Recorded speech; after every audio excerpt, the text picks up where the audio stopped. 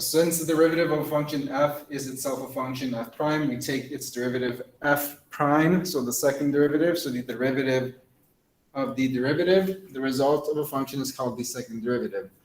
So if y is equal to f of x, then the first derivative is dy over dx, which means that my second derivative is d over dx times dy over dx, which is d squared y over dx squared. So what that means is nothing too hard. So I have my derivative for my first one, which is just is equal to 28x to the 6. So now to find my second derivative, all I have to do is take the derivative of f prime of x. So to find my second derivative, I take the derivative of f prime of x. So what would my second derivative for x to the power of 7 be?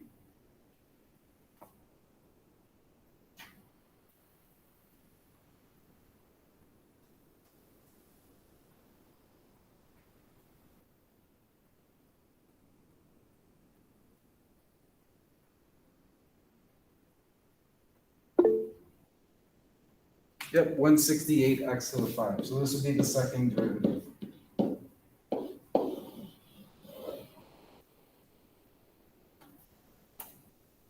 And now we have our next one, y is equal to x squared plus 3 to the power of 5. So as we know, our dy over dx for this is going to be 5 times x squared plus 3 to the power of 4 multiplied by the derivative on the inside, which is 2x, which we're left with 10x times x squared plus 3 all to the power of 4.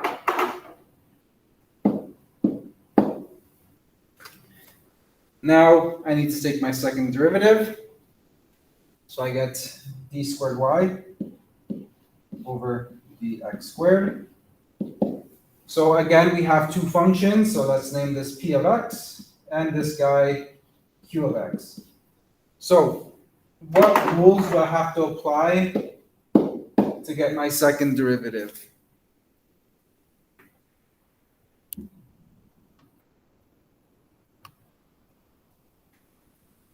So I need to find the second derivative using 10x times x squared plus 3 all to the power of 4.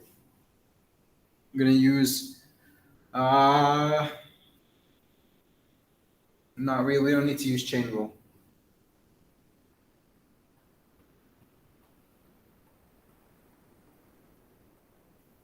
We can just simply use the product rule because we have 10x and x squared plus 3 all to the power of 4. So this might help you guys out with your assignments. Again, organize yourself. The derivative of p prime of x is equal to just 10. And the derivative of q of x is equal to 8x times x squared plus 3 to the power of 3. And now all I can do is basically combine everything together. So remember, with product rule, take the derivative of first, which is 10, times the second g of x, plus the derivative of g of x,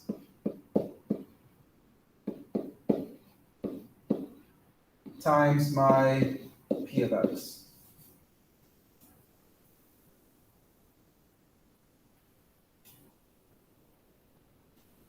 So what this does is I get 10 times x squared plus 3 to the power of 4 plus 80x squared times x squared plus 3 to the power of 3. And now what I can factor out is a 10 and a x squared plus 3 to the power of 3. So if you're having trouble factoring on your assignment today, pay attention to this. And I'm left over with x squared plus 3 plus 8x squared. And then I'm left with 10 times x squared plus 3 to the power of 3 times 9x squared plus 3. I can factor out a 3 from my last binomial. So I can get 3 times 3x squared plus 1. So I can multiply this 3 with my 10, which means I get 330 times x squared plus 3x3 times 3x squared plus 1.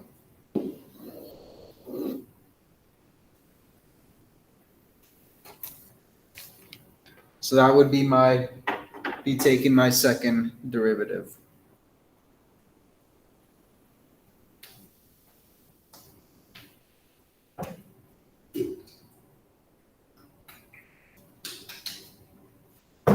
So usually when we take a second derivative, we're talking about our original function being s of t, so finding speed. And then our first derivative can help us find velocity, and then our second derivative can help us find the acceleration of an object.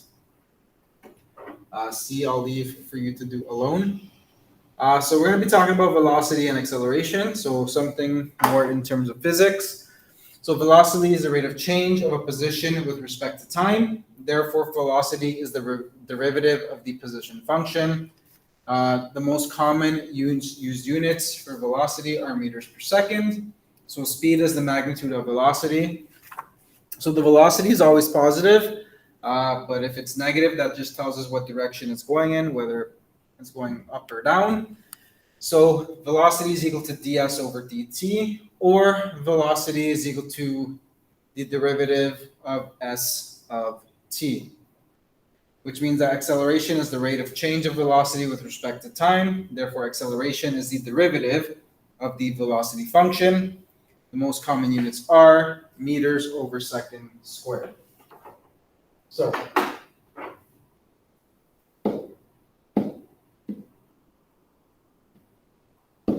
we start with velocity. We start with speed. So we take s of t, and to get velocity, so to get v of t, we have to take the derivative of s of t, and to find the acceleration, we take the derivative of our velocity, which is the double derivative of s of t.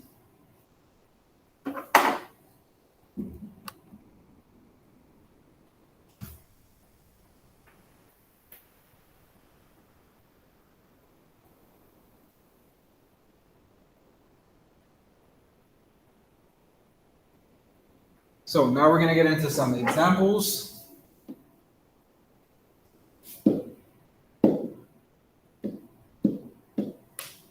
So note a negative acceleration where a of t is less than 0, or the derivative of v of t is less than 0, indicates that velocity is decreasing. So if velocity has a negative in front of the number, that means it is decreasing in velocity.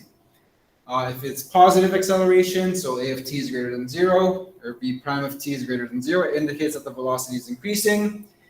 Zero acceleration means that a of t is equal to 0, or the derivative of v of t is equal to 0, indicates that the velocity is constant and that the object is neither accelerating or decelerating. It's at a constant rate of change.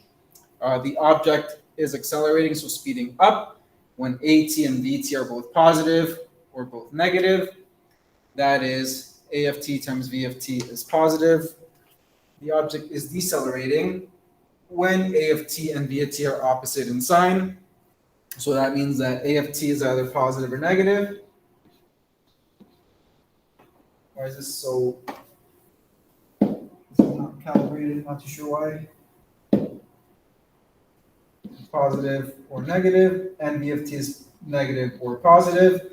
Remember, opposite signs when multiplied together give us a negative. So now there's something called horizontal motion. So when studying motion along a line, we assume that the object is moving along a coordinate line. which gives us an origin of reference in positive and negative directions. So if the velocity is greater than 0, then the object moving to the right, so it's positive direction of its initial position. If v of t is less than 0, then the object moving to the left, so it's in the negative direction of its initial position. And if v of t is equal to 0, the object is stationary and may be in the process of changing direction. So it's going to be at a peak, or in a parabola, it can be the part where it's the maximum or the minimum, where it's taken a break for a bit. So the position of an object moving on a line is given by s of t is equal to 4t squared minus t to the 3, where t is greater than or equal to 0, where s is in meters and t is in seconds. So we want to find the object's velocity and acceleration. So remember, when we want to find the object's velocity, we have to take v of t is equal to the derivative of s of t. And for my acceleration, a of t, we're taking the derivative of v of t. So let's start with finding our v of t, which means that my derivative of s of t of 4t squared minus 3t. Can someone tell me what my derivative is for that?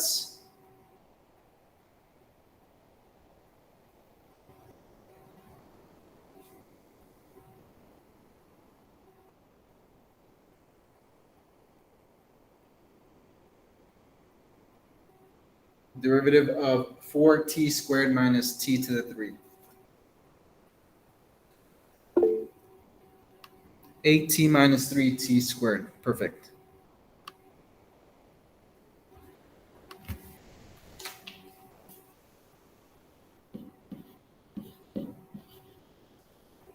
So now let's find the velocity where v is 2. So v at 2 is equal to 8 minus 3 times 2 squared, which is equal to 8 minus 3 times 4. 8t, whoops, sorry, 8t, my apologies. There should be a 2 here, which gives me 16 minus 12, which gives me 4 meters per second.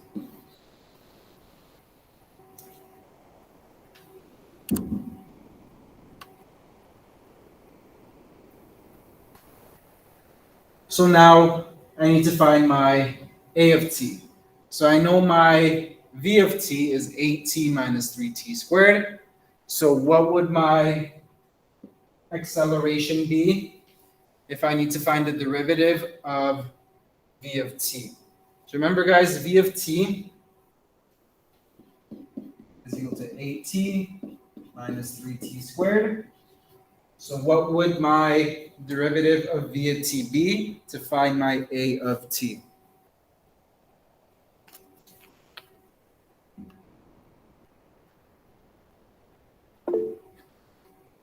Yep, it would be 8 minus 6t.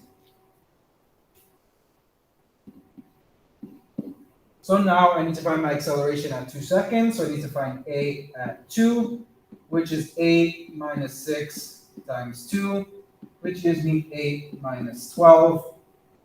And my acceleration is negative 4 meters per second squared.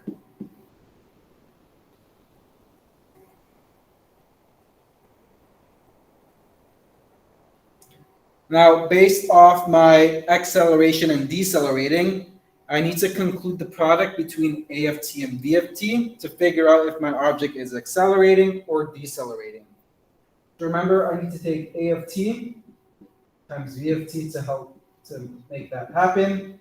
So my a of t, I got a negative value, and my v of t, I got a positive value, which means in total I get a negative value. So what that means is that my object is slowing down.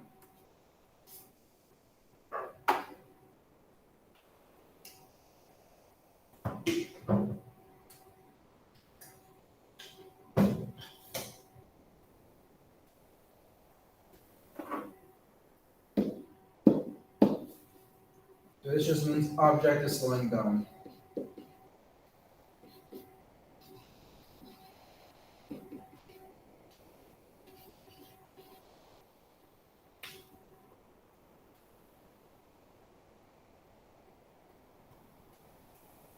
Okay.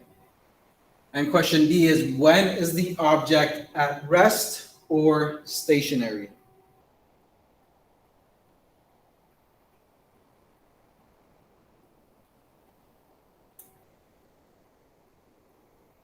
So when my object is stationary, that means I have to set my S of t equal to 0 and find my roots. So I have 0 is equal to,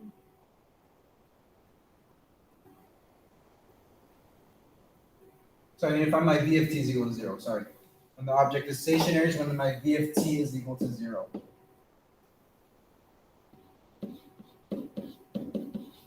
So I get 0 is equal to 8t minus 3t squared. So I can factor out a t. I get t bracket 8 minus 3t, which means that my object is at rest when t is equal to 0 and when t is equal to 8 over 3.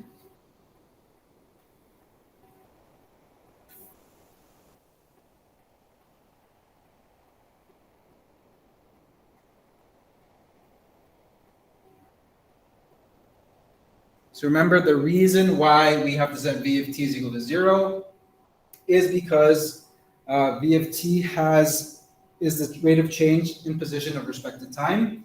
So in order for that to happen, my velocity has to be set to 0 because that is when my object will be at rest and will be stationary.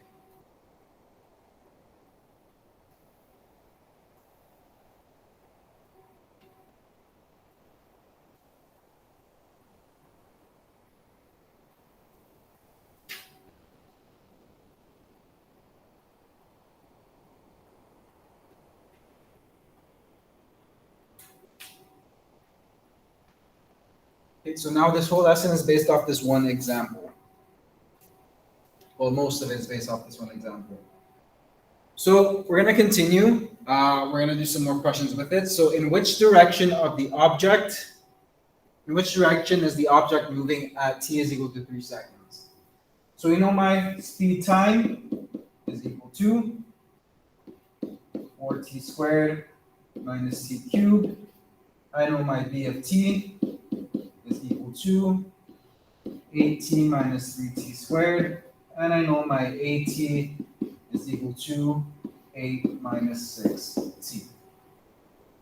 So in which direction is the object moving at t is equal to 3 seconds? So the equation that tells us our direction or magnitude of speed is going to be my v of t. So I need to find v of 3, and the sign will tell us if it's positive or negative, if it's either moving in a negative direction or a positive direction. So I get 8 times 3, so I get 8t minus 3t squared, which is equal to 8 times 3 minus 3 times 3 squared, which gives me 24 minus 27, and that gives me negative 3 meters per second, which means that my object is moving in a negative direction at 3 seconds.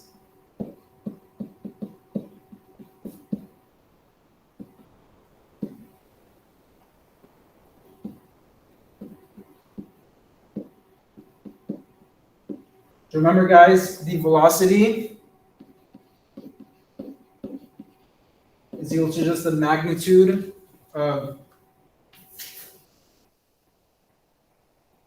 So my velocity is just the same thing as saying the magnitude or the speed, okay? But I have to find the absolute value of my velocity, so it makes sense.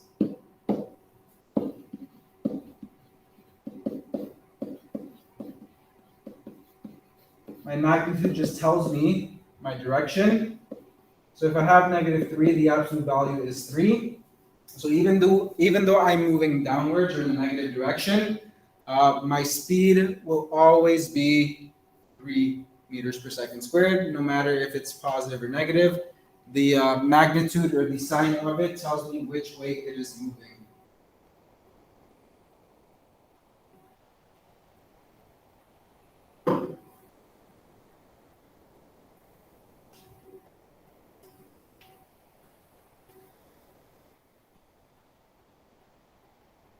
And then for D, we have when is the object moving in a positive direction. So I need to figure out where my v of t is greater than 0 and where my v of t is less than 0. So I have my two roots, which is t is equal to 0 and t is equal to 8 over 3. So I'm going to plot these on a number line. So I have 0 over here, and I have 8 over 3 right here.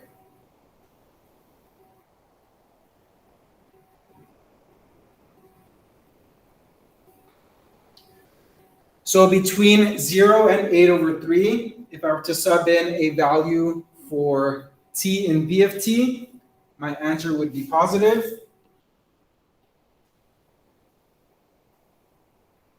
However, if I plug in a value of v of t that's greater than 8 over 3, my velocity is going to be negative.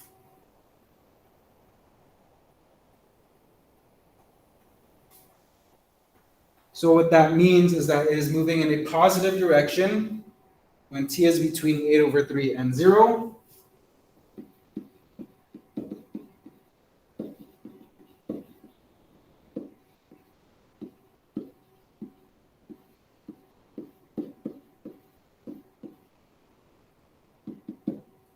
And therefore in a negative direction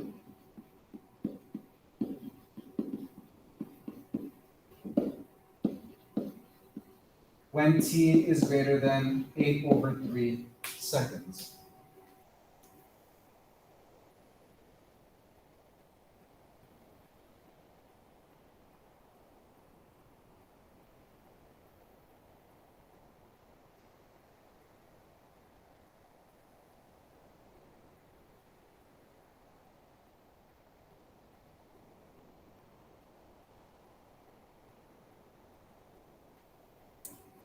So now E, when does the object return to its initial position?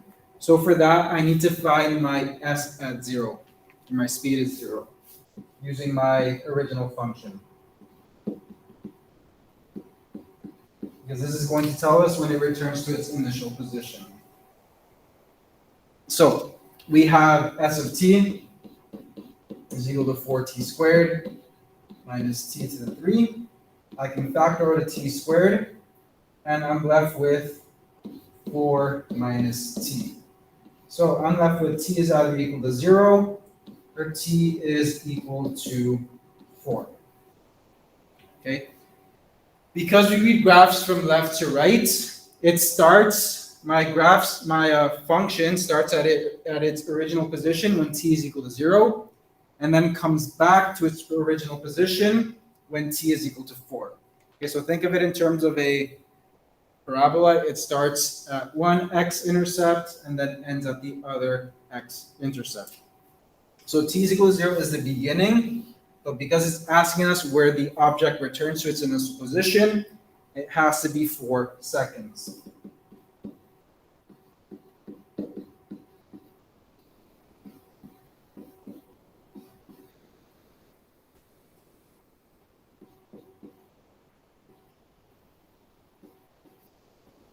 Okay. I know you guys are probably not really focused on this right now, as you guys probably are more worried about the assignment. But I'm just doing this, and then you guys can go watch it back like you did last time, and then try to hopefully understand it, and then just ask me questions when you feel the need to.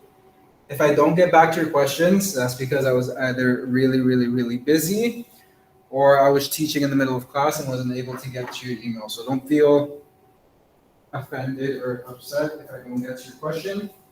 It's because of either of those things, either of the two things are happening.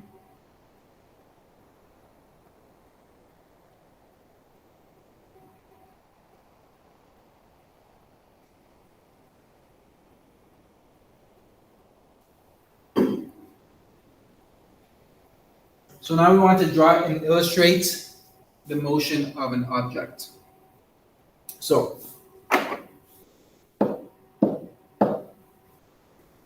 obviously, when something is moving in speed, we're talking about how far it travels over time. So this is our 0 meter mark.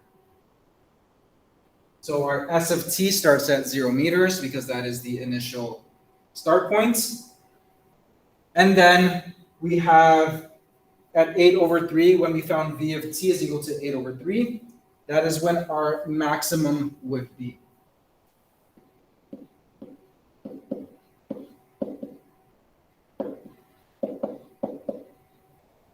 So it reaches a distance of 9.5 meters.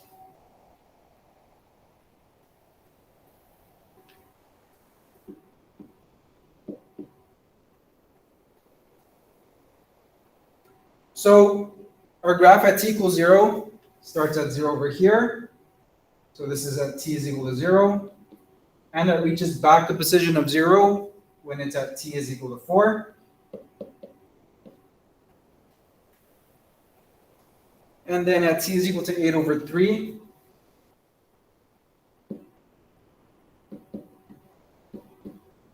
it reaches a distance of 9.5 meters. So between 0 and 8/3 seconds, my object is moving in a positive direction. It's moving away. And after 8.8/3 seconds, it comes back to its original position, which means it's coming back in a negative direction.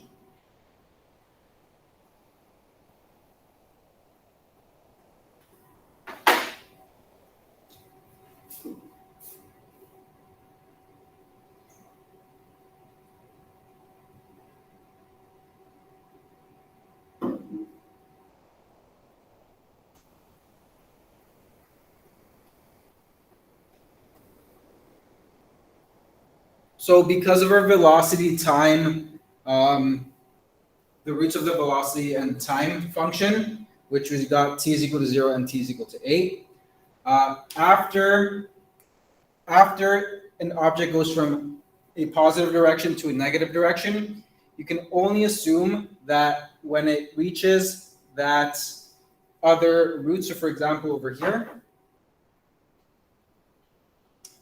so we know that from 0 to 8/3, it's going in a positive direction. So something is going away from its original position. But once it hits this time over here and changes its direction into negative, that means it is coming back to its original point.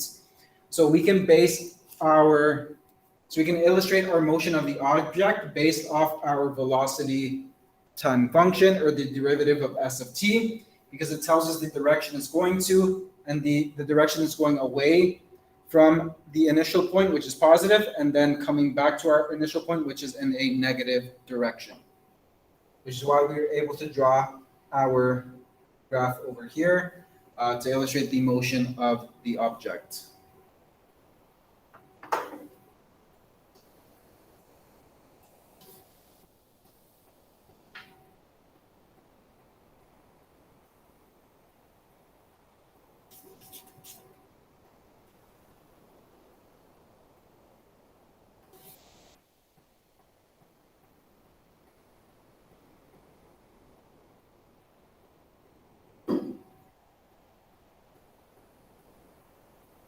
And now we have one more example, and then we're done with this lesson.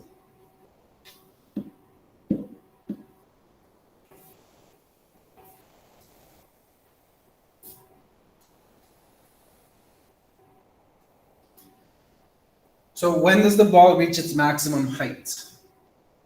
So not before we talk about that. Remember, v of t is greater than 0, the object is traveling up. If v of t is less than 0, then the object is traveling down. If v of t is equal to 0, then the object is at its maximum. So if a ball is kicked directly upward with an initial velocity of 24.5 meters per second, then its height after t seconds in meters is s of t is equal to 24.5 t minus 4.9 t squared. So when does the ball reach its maximum height? So based off the 3 points that we just read, v of t is equal to 0 means that the object is at its maximum. which means that I have to take my s of t. In order to find v of t, I need to take the derivative of s of t, which is 24.5 minus 9.8 t. And for anyone taking physics, what number looks very familiar here?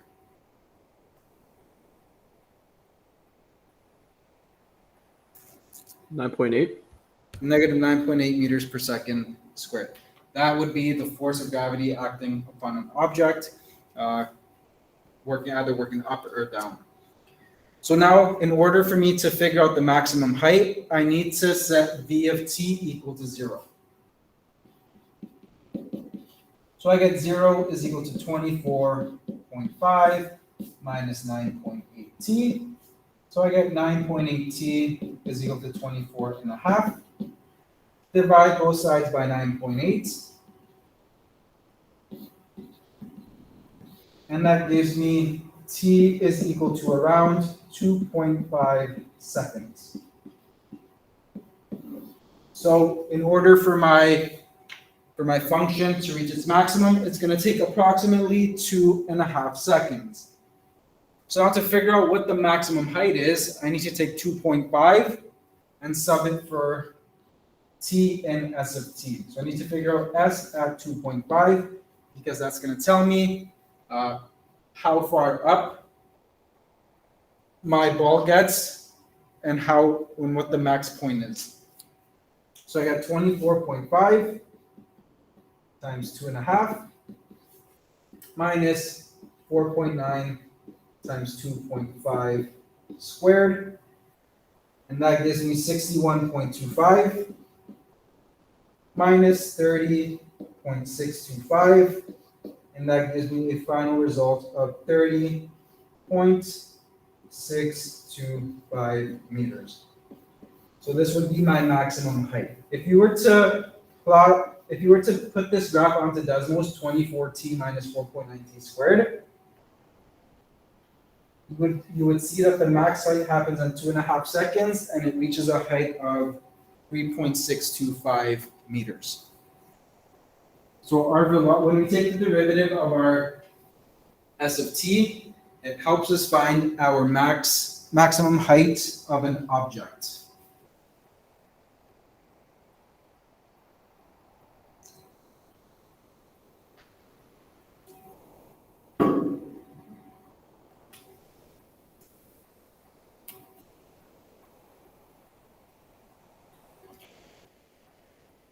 So this question is much easier to understand than the first one. So when does it hit the ground? So when it hits the ground, my s of t has to equal to 0.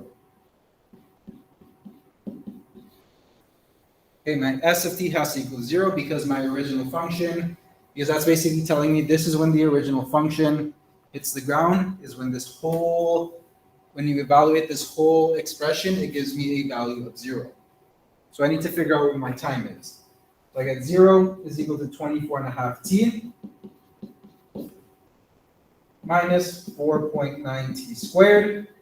I can factor out a 4.9t, and I'm left with 5 minus t, which means that the ball hits the ground at t is equal to 0, which is obviously the initial starting point of when it starts going up, but it hits the ground when t is equal to 5.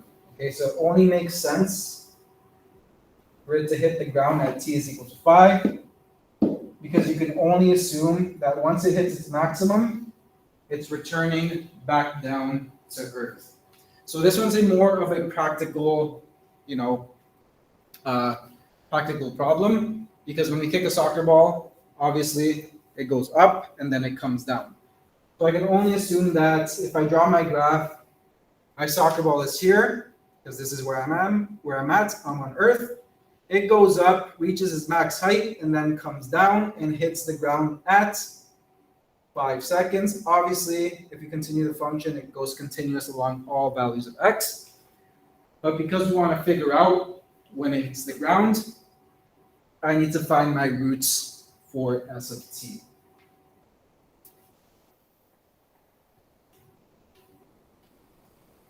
And then my last question asks me, with what velocity does it have to hit the ground? So I have to use my function v of t, but at what value of t do you think I'm gonna evaluate my v of t at? Is it gonna be at 0 or 5?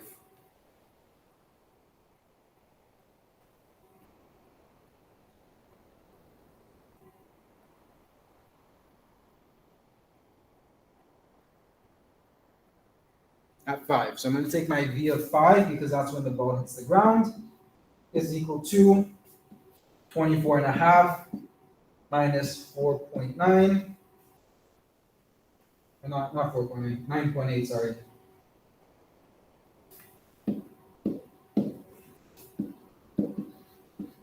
Times 5. And that's going to give me 24.5 minus 49. Which gives me negative 24.5 meters per second. Does the fact that I get a negative in my velocity, does that make sense? And if so, why does it make sense to have a negative in there? What is happening to the ball after it reaches its max height?